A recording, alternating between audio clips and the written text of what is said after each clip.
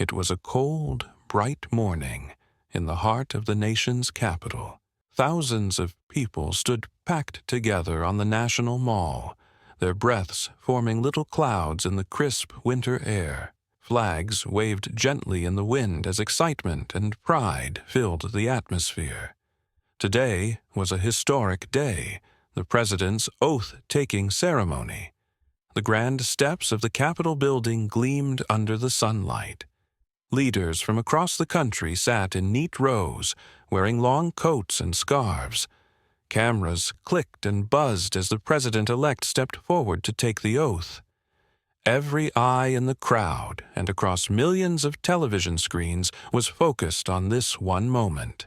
"I, Mr. President, do solemnly swear," the president began, speaking clearly and with great purpose. The words echoed across the mall, carried by giant speakers. The ceremony was perfect, just as everyone had expected, till it wasn't. From the edge of the platform, a man stepped forward. He didn't look like he belonged there. His coat was old and worn, his shoes scuffed. His hands held a crumpled piece of paper. Slowly, he walked closer to the stage. At first, nobody noticed. But soon, people in the crowd started murmuring. "Who is that?" someone whispered. Heads turned and security guards moved in quickly. The man didn't stop. He looked nervous but determined. His hands trembled, and his steps were unsteady. Still, he kept moving forward. One of the guards put a hand up, signaling him to stop. But before anything else could happen, the president raised a hand and spoke firmly. "Let him through." The crowd gasped. The man froze in place for a second, then kept walking toward the steps. This moment is about to take a surprising turn. Share your thoughts in the comments, and stay with us. You won't believe what happens next. The man slowly made his way to the base of the steps. Each step he took seemed to echo in the silence that had fallen over the crowd. People couldn't take their eyes off him, unsure of what was about to happen. His coat hung loosely on his thin frame, and his face was weathered, as if life had been unbearably hard on him. The crowd whispered to each other. "Who is he? How did he get in? What does he want?" From where he stood, the president watched him closely. The man looked nervous but determined. His hands trembled as he clutched the crumpled piece of paper to his chest. It was clear that he had something important to say, something that couldn't wait. The president took a step forward, meeting the man's gaze. He nodded slightly, as if encouraging him to continue. The man stopped at the foot of the steps and looked up. His voice, when he spoke, was shaky but clear. "Mr. President," he began, "I'm sorry for interrupting, but I need you to hear me." The president raised a hand toward the security guards, signaling them to stay back. "Go on," he said calmly. The man hesitated for a moment, his eyes scanning the crowd. He looked at the cameras, the rows of officials, and the thousands of people staring at him. For a second, it seemed like he might turn and walk away. But then he straightened his back, as though gathering every ounce of courage he had. "My name is James," he said, his voice growing stronger. "I wasn't always like this. I wasn't always homeless." A ripple went through the crowd. Some people leaned forward to hear better, while others stood frozen in place. James took a deep breath and continued. "I fought for this country. I served in the military for years.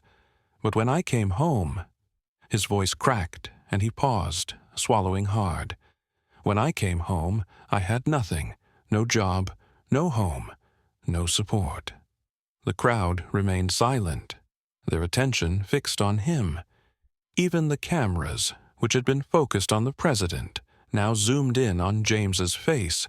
"I've been living on the streets," he said. "For years, I've been ignored. I've been treated like I don't exist. But today, I couldn't stay silent anymore, not when I saw you standing there, promising change." He lifted the crumpled piece of paper in his hand. "This "This is a letter I wrote. I tried to send it, but no one would read it. So I came here, hoping you'd hear me." The president stepped closer, his expression softening. "What do you want us to know, James?" he asked, his tone calm and full of empathy. James's hands trembled as he unfolded the paper. His voice wavered, but he kept reading. "I wrote this letter because I believe people like me shouldn't be forgotten. We served, we sacrificed, and we need help." The crowd's reaction shifted. Some people had tears in their eyes. Others nodded quietly, moved by his words. A few even began to clap softly, as if acknowledging his bravery. As James finished reading, he looked back up at the president. "I know this isn't the right time or place," he said, his voice filled with raw emotion. "But I didn't know what else to do. I had to try." The president didn't hesitate. He stepped down from the podium and walked toward James. The crowd watched, holding their breath. When he reached him, the president placed a hand on James's shoulder and said, "Thank you for your courage. You're exactly why we're here today." The crowd erupted into applause.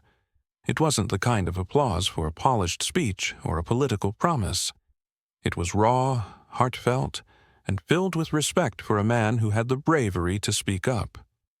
The crowd grew silent again as the president stood beside James, his hand still resting on the man's shoulder. It was clear that this was no ordinary moment. The president looked at James and said softly, "Tell us your story.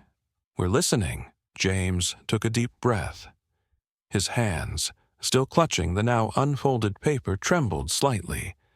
He glanced at the crowd, then at the president, and began. "I grew up in a small town," he said. "Life wasn't always easy, but it was good. My parents worked hard, and they taught me to do the same. When I was old enough, I joined the military. I wanted to serve this country, to protect it." His voice grew steadier as he continued. "For years, I did just that. I was proud to wear the uniform. I fought alongside some of the bravest people I've ever known. But when I came home, everything was different." James paused, his eyes scanning the crowd. "At first, I thought it was just me. I thought I could handle it, adjusting to civilian life. But the truth is, I wasn't ready for what waited for me. Jobs were hard to find. Bills started piling up. And when my health began to fail," he stopped for a moment, his voice catching. "Well, that's when things really fell apart." The president's face remained calm, but his eyes were filled with empathy. The crowd seemed frozen, hanging on every word. "I lost my home," James said, his voice breaking slightly. "I tried to get help, but the system doesn't work the way it should. The people who are supposed to help, sometimes they just don't. They don't see us, the ones who've fallen through the cracks." He paused again, this time wiping at his eyes with the sleeve of his coat. The silence in the crowd was almost overwhelming.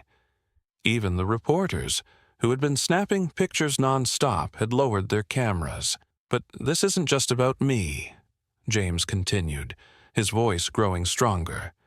"There are so many people out there like me, veterans who served this country, who gave everything they had, people who lost their homes, their families, their hope. They're out there, and they're invisible." He held up the letter again. "That's why I wrote this. I wanted to remind you, Mr. President, and everyone here, that we're still here. We're not asking for handouts. We're asking for a chance to get back on our feet." The president nodded, his expression serious. "James," he said, "you're right, and it's time we did something about it." James looked at him, his eyes filled with both hope and doubt. "I came here today because I heard you were going to talk about change," he said. "I needed to know if it's real, if it's more than just words." The president stepped back, turning to address the crowd. What James has shared with us today is more than a story. It's a reality for far too many people in this country.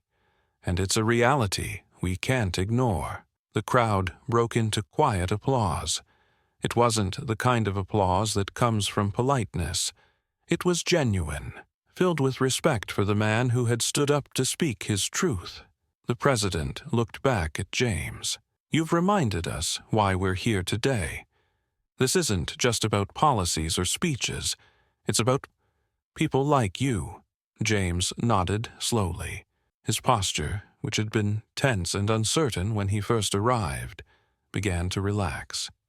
"Thank you," he said quietly. "Thank you for listening." But the president wasn't done. "James," he said, turning back to face the crowd, "your courage today is a reminder to all of us. And it's a reminder that we need to act, not tomorrow, not next year, but now."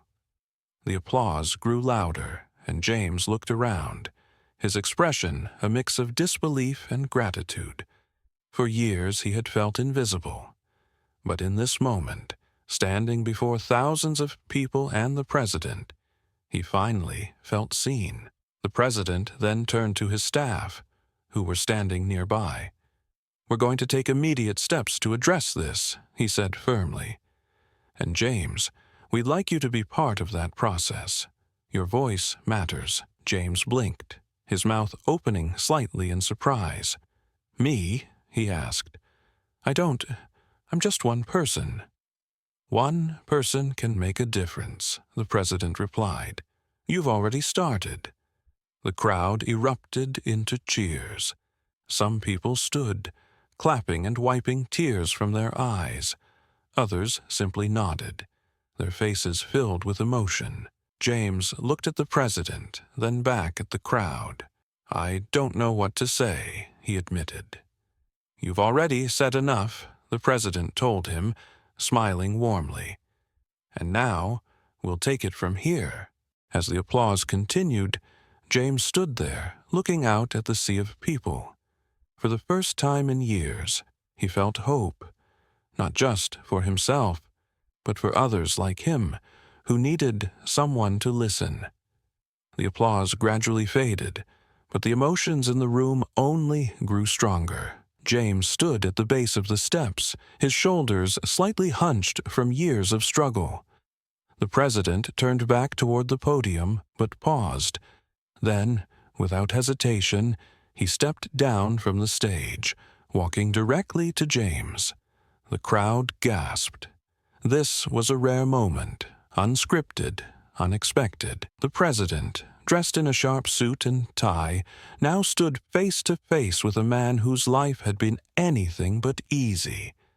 Their differences couldn't have been more stark, yet in that moment they stood as equals. "James," the president said, his voice steady and calm, "you've reminded all of us of something important today. You've reminded us of the humanity behind the statistics, the faces behind the numbers." James looked down at his hands, unsure of what to say. The president reached out, gently placing a hand on his shoulder. "And now," he continued, "I'd like you to stand with me, right here, as we talk about how we're going to fix this."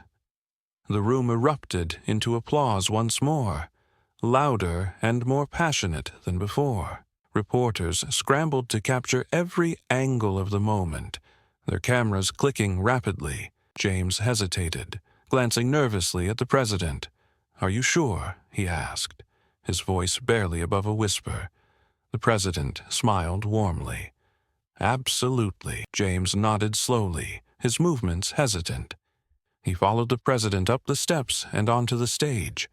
Standing beside him, James looked out at the sea of faces, thousands of people watching, waiting. The president adjusted the microphone and addressed the crowd. "What James has shared with us today is a story that many in our nation live every day. These are the voices we need to hear, the people we need to support." He paused, letting his words sink in.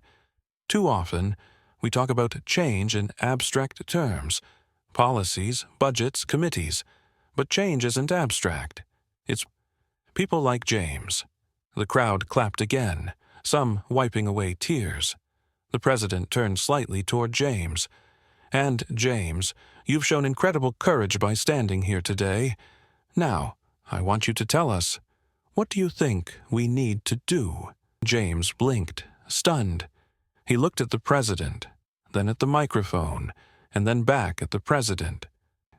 I don't know if I'm the right person to answer that, he said, his voice shaky.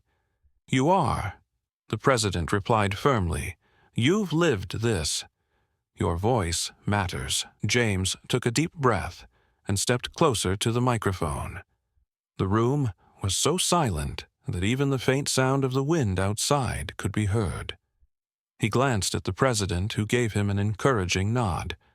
I think, James began, his voice unsteady, but growing stronger with each word, I think we need to start by seeing people. Not just as problems to solve, but as people.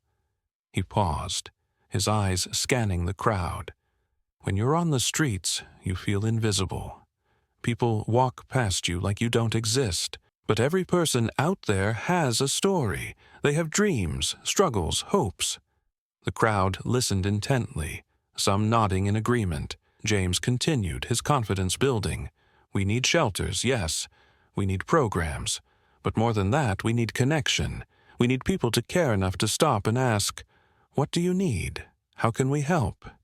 His voice cracked slightly, but he pressed on. And for veterans like me, we need to be treated like we still matter, like our service meant something. Because it did. The room erupted into applause once more. James stepped back, overwhelmed, but the president gently placed a hand on his back, steadying him. Thank you, James, the president said, his voice filled with sincerity. He turned back to the crowd. What James has said today is powerful, and it's a call to action for all of us. The president paused, letting the moment settle. So, here's what we're going to do. Starting today, I am issuing an executive order to increase funding for veteran support programs, housing initiatives, and mental health services. The crowd cheered, their energy electric. But the president wasn't finished. And James, he said, turning back to him, I want you to be part of this. I want you to help us shape these programs to make sure they work for the people who need them most. James's eyes widened. Me? He asked, disbelief written across his face. Yes, you, the president said, smiling. Your voice matters. Your story matters. And I want you to help us make this change. The room broke into applause once again, but this time it felt different. It wasn't just for the president or the announcement. It was for James, for his courage, his honesty, his resilience. As the applause continued, James wiped at his eyes. He looked out at the crowd, then back at the president. Thank you, he said, his voice filled with emotion. Thank you for seeing me. The president nodded. Thank you for reminding us what this is all about. The ceremony continued, but it was clear that something had shifted.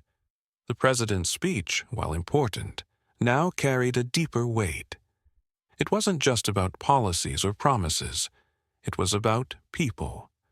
By the time the event ended, James had become a symbol of hope, not just for veterans, but for anyone who had ever felt invisible. As the crowd dispersed, people approached him, shaking his hand, offering words of encouragement. Reporters followed him, eager to hear more of his story. But James, still overwhelmed, kept his responses simple. I just wanted to be heard, he told one reporter. I never expected any of this. Meanwhile, the president's team worked quickly, already drafting plans to follow through on the promises made that day. Backstage, the president spoke privately with James. You've done something incredible today, he said. And this is just the beginning. James nodded, his expression a mix of gratitude and disbelief. "I don't know how to thank you," he said. "You've already thanked me," the president replied. "Now, let's get to work." As James left the venue, he looked up at the sky. For the first time in years, he felt something he hadn't felt in a long time: hope. And it wasn't just for himself. It was for everyone like him, for the people who had been overlooked and forgotten. That day, a ripple began. It started with one man standing up and speaking his truth, and it spread, touching the lives of thousands, perhaps millions, who heard his story and realized that change wasn't just possible, it was necessary. The event concluded, but the impact of James's courage reverberated long after the crowd had dispersed. As people slowly left the Capitol steps, many paused to approach James. They shook his hand, some with tears in their eyes, offering quiet words of thanks and admiration. "You've inspired us," a young man said, his voice trembling with emotion. James, still processing the overwhelming events of the day, simply nodded and whispered, "I just wanted to be heard." As James walked away from the stage, reporters flocked to him, their cameras and microphones capturing every moment. Clips of the president stepping off the stage to stand with James were already spreading across news channels and social media. Overnight, James became a symbol, a representation of countless voices that had long been ignored. Social media erupted with support. People shared stories of their own struggles using hashtags like #WeSeeYouJames and #Voices of Change.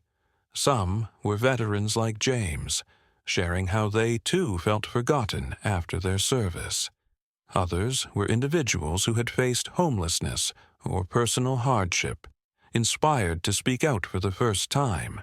Communities responded immediately. Local organizations received an influx of donations. Volunteers signed up to work at shelters and advocate for housing programs.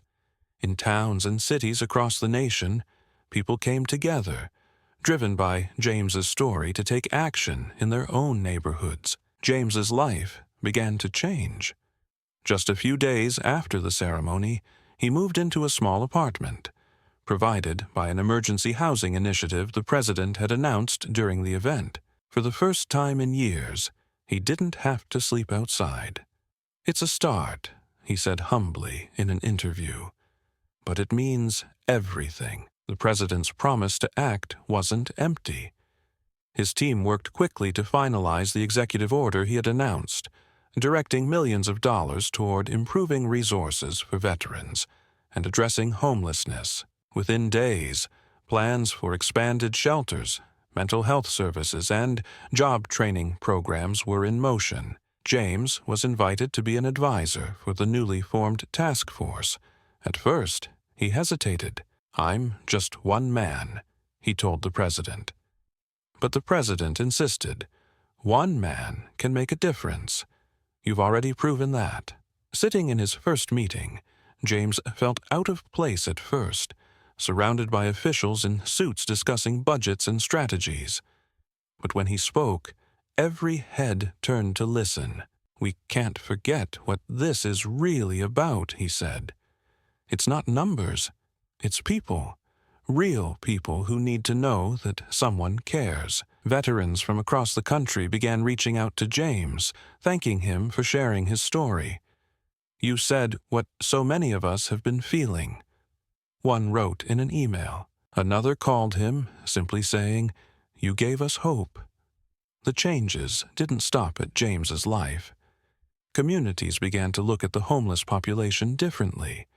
People who once walked past without a second glance now paused to offer help.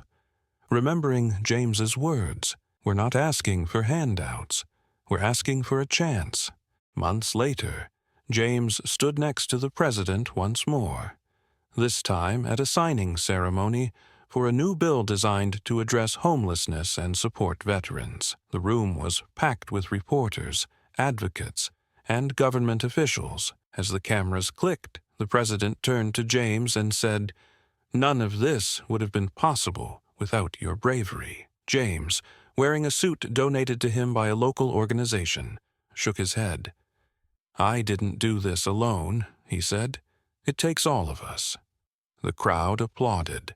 As the president signed the bill into law, James stood quietly, overwhelmed but proud. He thought back to that cold morning on the Capitol steps when he had taken a chance and spoken up.